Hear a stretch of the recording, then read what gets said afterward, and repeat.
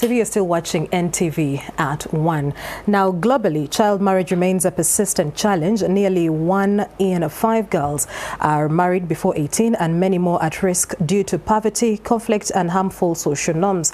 Now, a report by Plan International Uganda has today launched the State of the World Girls Report titled "Let Me Be a Child and Not a Wife," majorly focusing on girls' experiences of living through child marriage. And I am now joined by Juliet Luutu Barasa from Plan International Uganda to understand why child marriage is still rampant in Uganda. Good afternoon, Juliet, and thank you for joining us. Good afternoon, Mildred, and thank you so much for inviting us, but also joining us to commemorate this day. It means a lot. Okay. So, the conversation on child marriage is very critical for us in Uganda because then we still have high rates of this.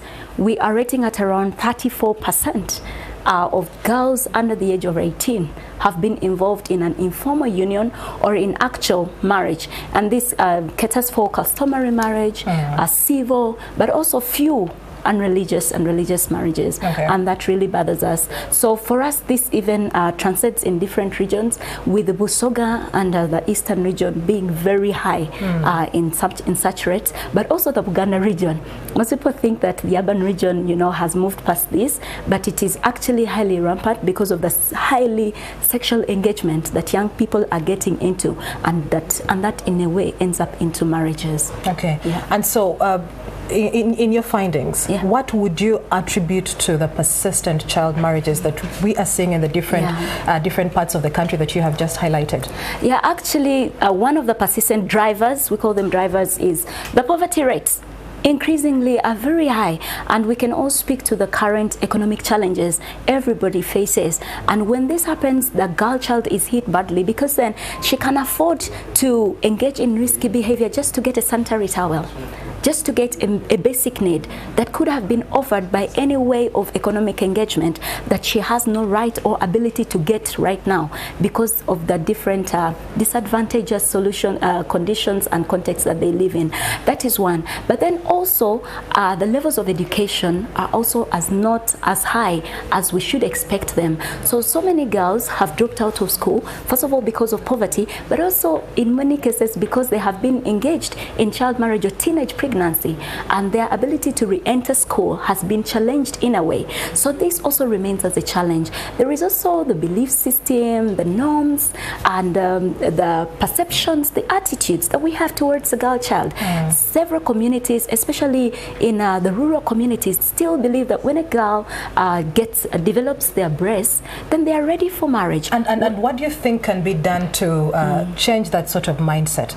Because then a parent that has grown up in a setting like a rural setting will not view education as something very important for a girl child.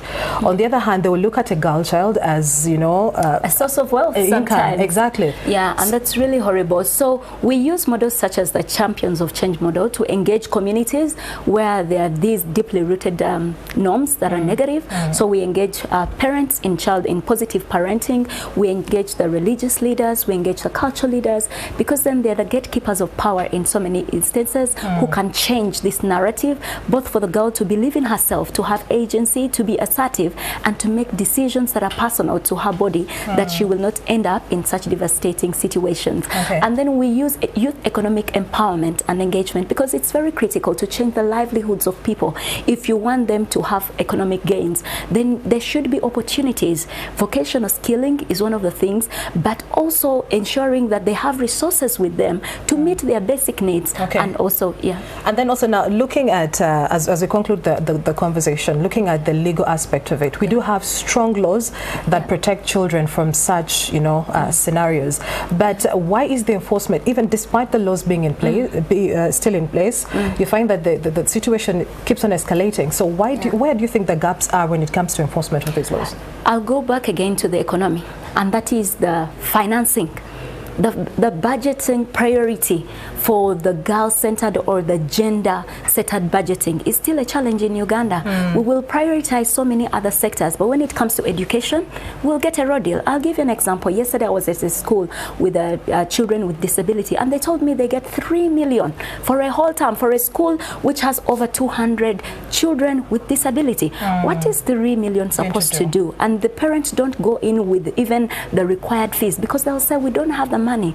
So when you say that budgeting is still a challenge, so laws will be there, but their implementation remains a challenge. Finally, what would be your closing remarks, of course, with a message to those that are watching us, especially as we are commemorating the International Day of the Girl Child? Yeah, thank you so much. Addressing this issue is a multi-stakeholder approach. Myself and you, Mildred, can play a part. Let's not start from where it is too far from us. These girls are within our homes, and a word that you tell to a girl can inform her future, whether in the rural or in the urban setting, but also not leaving the male counterparts behind, because it's very critical to have everyone engage and play their role critically. Okay, thank you, Juliet Luutu Barasa from Plan International. And like she has said it, it is everyone's role